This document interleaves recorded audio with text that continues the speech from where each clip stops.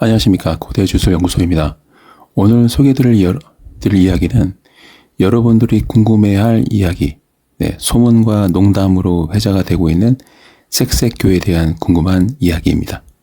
색색교란 말은 사실 어느 유명 유튜버가 처음 사용한 농담조의 허구의 사이비 종교 말하는 거죠. 예를 들면 길거리에서 치성을 드려야 한다 라면서 조상들에게 제사를 지내는다. 그러면서 제사비를 뜯어먹기 위해서 도나기를 아십니까? 인상이 좋네요. 영이 막네요. 이런 얘기 하면서 접근하는 사람들을 응징하는 와중에 사용된 이름입니다. 사실 이 색색교라는 사이비 종교는 확인되지 않고 있고요. 좀 제가 봤을 땐 허구에 지어낸 사이비 종교입니다. 그렇다면은 색색교의 기원은 어디에 있는 걸까요?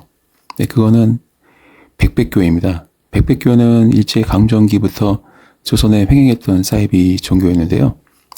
교주의 이 살인적인 행각이 매우 유명하죠. 아무튼 오늘 괴담은 재미로 들어주시면 좋을 것 같습니다.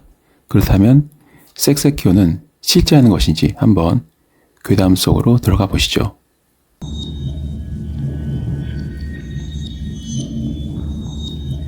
색색교의 시작은 모 방송사의 방송에서도 회자된 적이 있습니다. 코믹한 소재로 종종 인용이 되곤 했는데요. 그런데 실제로는 색색교라고 불러도 될 법한 엽기적인 사이비교의 신도들의 행태들이 많은 괴담 유튜브 채널에서 회자가 되었습니다. 어느 전문 괴담 유튜브 채널에서는 강원도 깊은 산속에서 아르바이트를 하다가 우연히 밤에 산행을 나섰다가 집단으로 남녀들이 이렇게 막 성행위를 벌이는 그런 사이비 신도들을 목격하고 실수로 인기척을 내는 바람에 황급히 도망을 쳤고 일터에 있던 컨테이너에 몸을 숨겼지만 뒤따라온 사이비 신도들이 도끼로 철문을 내리찍는 그 일까지 당했다고 하는데요. 다행히도 광신도들은 금세 물러났고 그리고 제보자는 가까스로 목숨을 구할 수 있었다. 그런 이야기. 그 괴담이 소개되자 댓글에는 색색교가 언급이 되기도 했습니다. 이처럼 사이비 교회의 집단적인 성행위는 우리 일상에서도 적지 않게 스며들고 있다라는 소문이 흉흉합니다.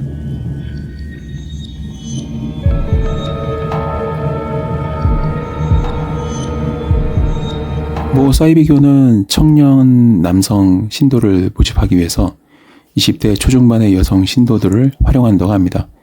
사실 길거리에서 도나기를 아냐고 묻는 사람들이 대부분 20대 여성들이 많은 것을 보면 단순히 소문만은 아닐 것 같습니다.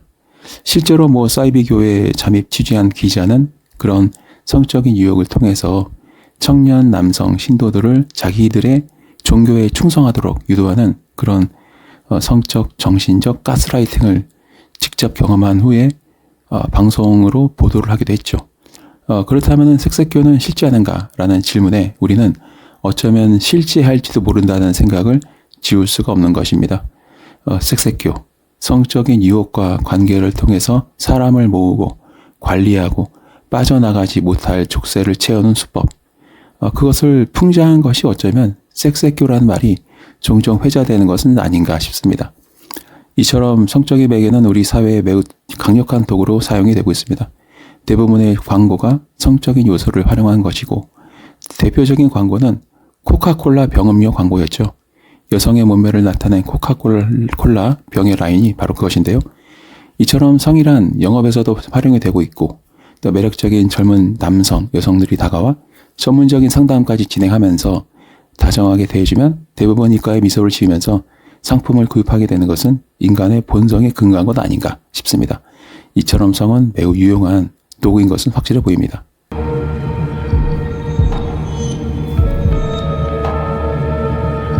그런데 이런 성이라는 강력한 유혹의 도구를 통해서 사람과 사람의 인적 네트워크를 형성하고 그런 네트워크를 통해서 금전적인 목적을 달성하는 집단이 있다면 그것이 바로 색색교 아닐까요? 이처럼 색색교라는 이름을 사용하는 사이비 종교는 없습니다. 그러나 실체적으로는 거의 색색교라고 불러도 될 법한 사이비 교들이 비일비재한 것은 현실이 아닌가 싶습니다.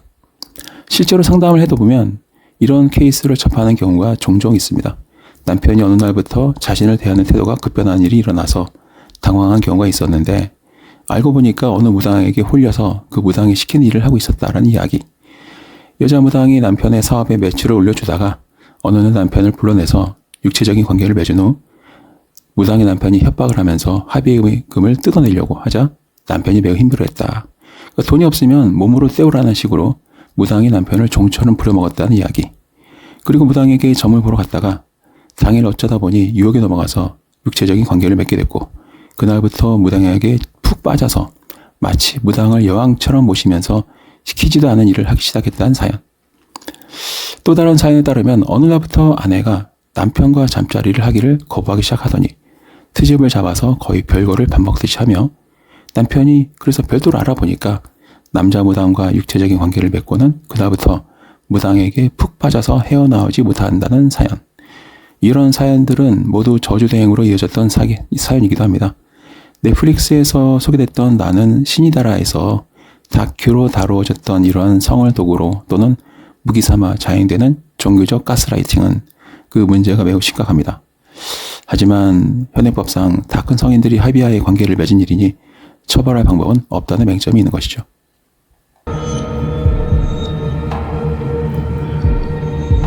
이처럼 우리 사회에는 섹스교라는 사이비교는 적지 않은 것 같습니다.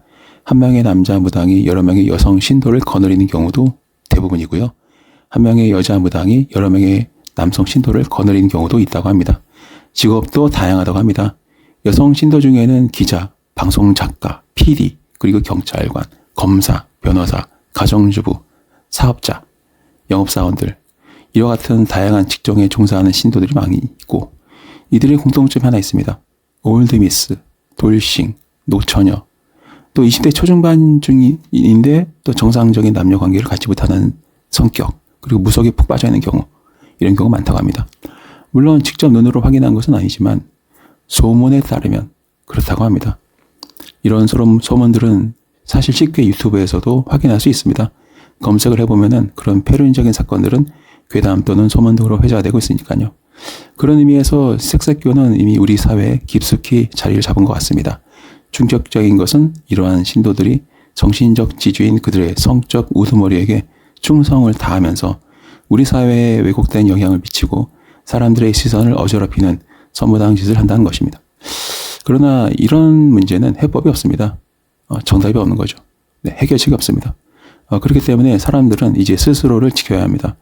대형 방송사나 언론사에서도 이러한 심리적 소외계층들이 그들의 성적인 교주의 지령에 따라서 왜곡된 방송과 기사를 쏟아내고 있는 것은 이미 나는 신이다에서 넷플릭스 다큐에서도 지적이 되는 바 있으니까요.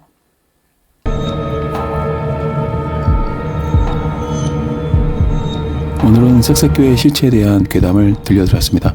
흥미로운 이야기면서도 픽션과 넌픽션의 경계에 걸쳐있는 이러한 이야기에 대해서 여러분은 어떤 생각이 드셨는지 댓글로 달아주시기 바랍니다.